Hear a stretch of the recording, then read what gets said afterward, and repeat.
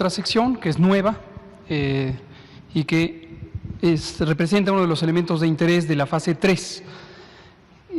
Dijimos, retomo sobre lo que comentamos para que todo el mundo lo recuerde, cada fase de la epidemia tiene una necesidad de información diferente. ¿Por qué razón? Porque la dinámica de la enfermedad, la dinámica epidémica de la enfermedad es diferente. Muy brevemente, en la fase 1 lo que tenemos es muy pocos casos, o lo que tuvimos fue muy pocos casos, decenas de casos y pequeños brotes familiares que podían ser rastreables. La mayoría de los casos venían de fuera, de otros países que tenían transmisión muy activa. En la fase 2 teníamos una transmisión comunitaria, ya había varios brotes que conglomeraban fuera de la familia y lo que teníamos era la posibilidad de empezar a no poder rastrear los contagios. Recordarán quizá que desde que teníamos 3% de contagios no rastreables, trajimos la información para que todo el mundo la fuera viendo desde el primer indicio, desde el primer momento de este cambio de prácticas. Cuando empezó la fase 2, empezó también, además de la vigilancia que ya se hacía centrada en casos sospechosos, que ha continuado, se ha hecho la vigilancia Sentinel, que es este modelo eficiente en el que las unidades monitoras detectan y caracterizan a fondo los casos tanto leves como graves y el 100% de las unidades de salud, registran los casos graves y están obligados a notificarlo a la autoridad sanitaria federal, incluyendo desde luego los muy graves y las muy lamentables muertes. En la fase 3, el tema principal es la ocupación hospitalaria. Por razones naturales, porque la característica de la fase 3 en términos epidemiológicos es el reto de que se puedan saturar los sistemas de salud. El reto de que se puedan saturar los sistemas de salud concretamente quiere decir que tengamos más personas enfermas que camas disponibles. Y por esa razón, toda la preparación que lleva ya más de un mes, prácticamente 2 meses, ha estado orientada a tener esa capacidad instalada a través de los mecanismos de expansión y reconversión hospitalarias. Entonces, la información que ahora necesitamos tener es la ocupación hospitalaria. Por esa razón tenemos lo que llamamos técnicamente la red IRAG. IRAG quiere decir infección respiratoria aguda grave y es un síndrome clínico compatible con neumonía que puede ser causado por múltiples agentes infecciosos o incluso no infecciosos, pero que durante la epidemia de COVID el interés es detectarlos y buscar su confirmación por laboratorio. Una proporción importante de ellos y ellas serán neumonías causadas por el virus SARS-CoV-2, es decir, COVID grave. Esta red se compone del sistema de notificación y análisis y geolocalización de los hospitales que han sido designados como hospitales COVID por parte de los gobiernos estatales y por parte de las instituciones nacionales de salud, el IMSS, el ISSSTE, Pemex, etcétera, y también por parte de la Comisión Coordinadora de los Institutos, que tiene los Institutos Nacionales de Salud y los hospitales de alta especialidad. Esta red COVID tiene hasta ahorita definidos 610 hospitales. Hace unos días yo mencioné el número 733 porque es la expectativa de que podríamos llegar a tener 733 hospitales COVID, pero de manera formal las entidades federativas ya dieron su lista de lo que tienen ahorita designado. Si más adelante aumenta de este 610 y se llega o no a los 733, pues lo iremos comunicando. Pero hoy tenemos un compromiso de las autoridades estatales en su conjunto, más las instituciones federales, de tener 610 hospitales COVID. El martes pasado que entró en vigor el nuevo acuerdo del secretario de Salud que estipula las intervenciones de fase 3, se estableció que es obligatorio el reporte en esta plataforma. Entonces, todos los 33 gobiernos estatales tienen que garantizar que las unidades de salud designadas notifican diariamente a esta plataforma. Es un registro muy fácil, son 11 variables, se hace en línea, es una sola plataforma para el país. No hay de que un estado tiene una y otro estado tiene otra. Y la información, toda ella, se produce localmente. No es una información que genere el gobierno federal.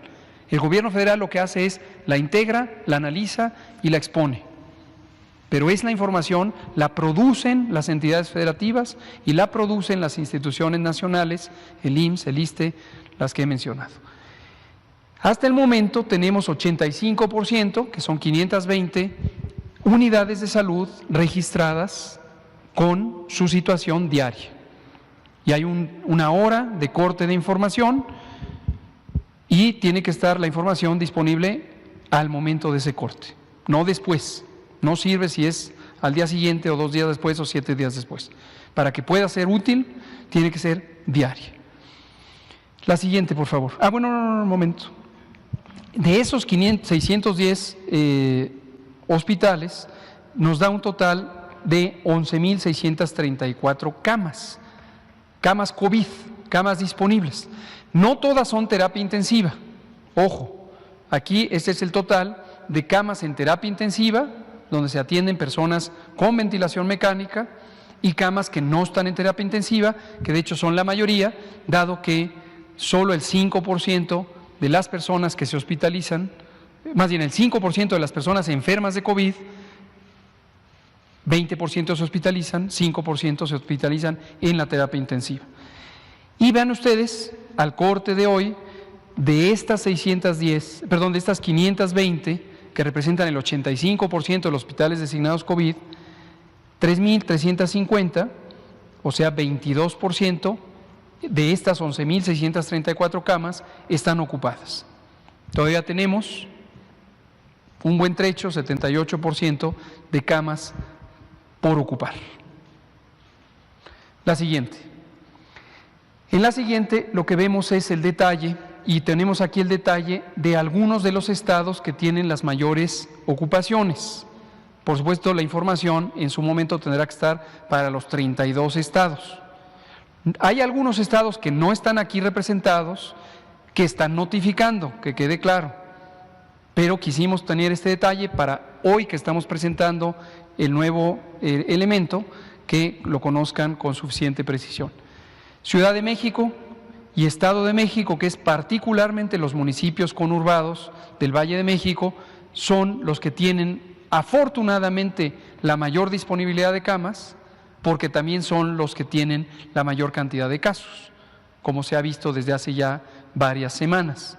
Pero vean ustedes el porcentaje de ocupación, que está en la siguiente diapositiva, todavía nos deja en mayoría camas vacías y no camas ocupadas. La siguiente.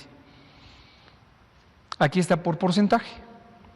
Veamos un ejemplo. La Ciudad de México tiene 53% de camas que están disponibles en la Ciudad de México de distintas instituciones. Esto incluye el IMSS, el ISSSTE, Pemex, lo que son instituciones nacionales, y los hospitales de la Ciudad de México, de los servicios estatales de salud de la Ciudad de México y otros. Y tenemos 53% ocupado, 47% todavía vacío. Ahí está Tabasco con 24% de ocupación, aquí está el Estado de México con 40% de ocupación, aquí está Tamaulipas con tan solo 5% de ocupación y todavía un buen trecho por ocupar. La siguiente. Y aquí lo que vemos es la disponibilidad de camas con ventilador, camas para atender a personas críticamente enfermas.